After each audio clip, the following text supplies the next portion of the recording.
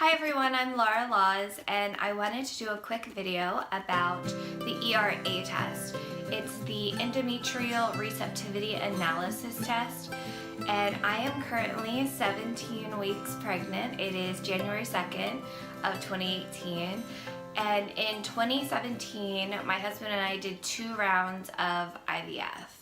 And without the ERA test I would not be pregnant right now, and I'm sure we wouldn't be having a baby in June without it.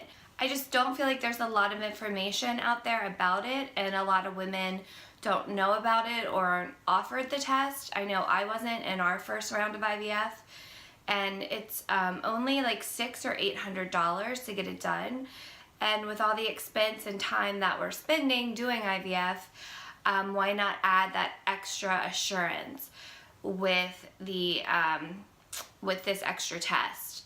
In January 2017 we started IVF, and we did a transfer. We had only one genetically tested, so we did PGS testing on our 7 embryos. We got the first round and we only had one that was normal, and unfortunately that one didn't take. It was kind of weird. I won't go into it, but it kind of after my beta was done, my beta was negative. I actually tested positive, so it had tried to attach later, I suppose. They're not really sure. So after that one, we only came up with the one normal embryo, so we had to start from the beginning again with the second round of IVF, and my doctor mentioned the ERA test. And we sat down with our doctor after a failed IVF, and he kind of tells you, I guess what happened or what didn't happen. And so that was his solution. And my husband and I actually walked out of that meeting like, why weren't we offered this in January before our first round? So that was in April, and then I did another round of stimulation. We had 6 embryos. We did PGS testing again, and again just got 1 embryo. And this was like our last shot.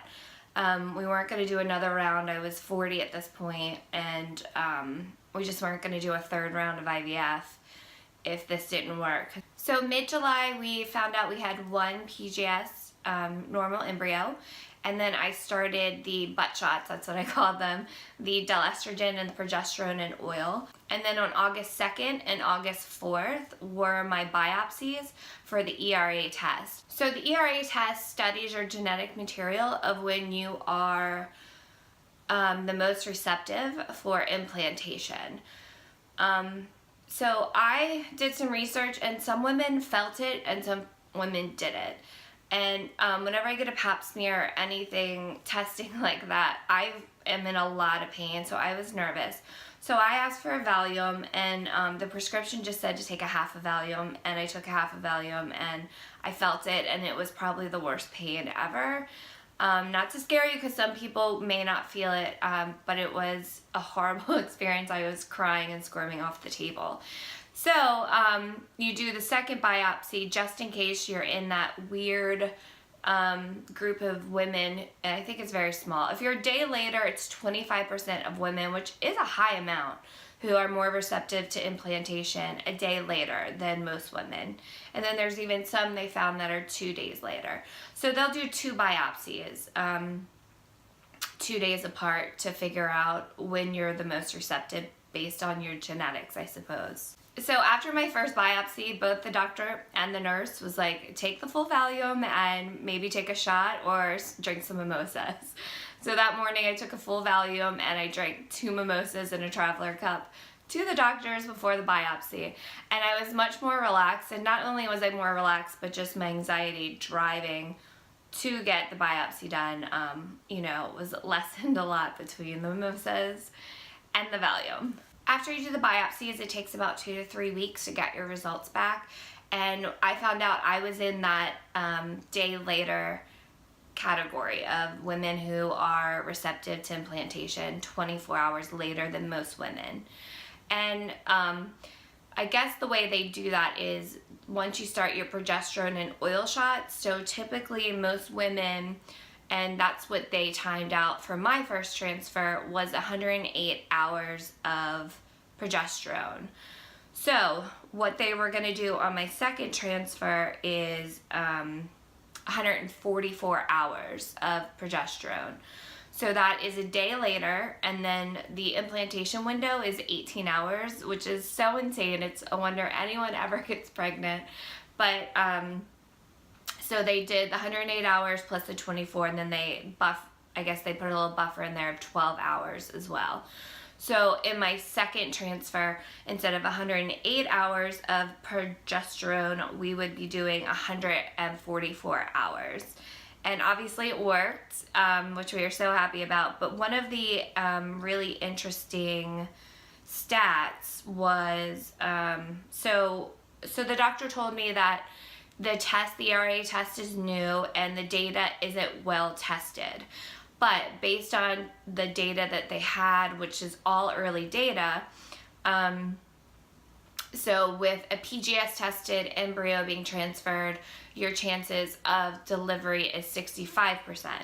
And then if you add the ERA test on top of the PGS tested together, then your chances go from 65 to 80%. So my doctor told me that, but he's like, I still don't want to be that confident in this test because, you know, it's all new and we just don't know. So I still like to say it's 65%. But obviously it worked, and that was the reason why I didn't get pregnant in the first round. And I just can't imagine if we had done all of the second round again, and even though we said it was our last, you know, maybe we would have done another round. And without this test, I probably would have never been pregnant. So I wanted to share my experience with the ERA test, and I just hope that the word gets out about it and that more women do it. You know, it's not that much money and it's not that much more time to get it done. And it's just another reassurance that you're doing everything you can, because it takes so much time and energy and effort and luck and whatever it is to get a normal embryo in the IVF process. So just for it to be wasted when it's, you know, there's this test available to to increase your chances of having a baby. I personally think every woman going through IVF should do this test.